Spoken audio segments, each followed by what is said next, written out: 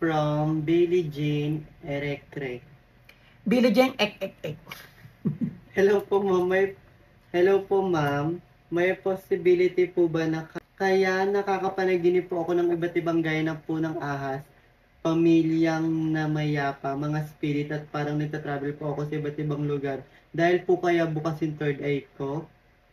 Feeling ko lumakas pakiramdam ko sa mga bagay to dahil dyan. Sana po masagot. Natanong niya yung katangian ng mga psychic, isa-isayin natin yan ngayon. Lumakas daw ba yung intuition niya, panaginip, kutob, yung nakakakita ng mga signals, number, na pare-parehas, astral travel, nakakita ng spirit. Lumakas daw ba yon dahil may third eye siya? Lumalakas ang katangian ng pagiging psychic kapag nagkakaroon ng Schumann resonance.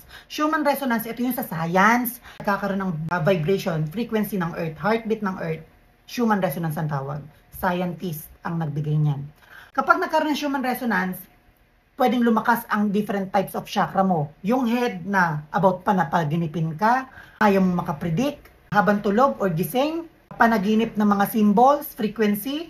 Lalakas din yung third eye chakra mo na nakakakita ka ng kung ano-ano. Schumann resonance ang responsable, kaya lumalakas yung mga chakra natin, nabubuksan, naging consciousness yung mga utak natin. Kaya yung 7 types of chakra natin ay yung iba ay na-unlock. Yung katangian ng mga sinabi niya, ang malakas sa kanya ay ang chakra at yung third eye, Ajna chakra. So, merong 7 chakra sa katawan na yung iba nakakapagpalakas ng katawan, nakakatanggal ng sakit, magiging healthy ka. So, iba-iba yan, iba-ibang klase ng chakra.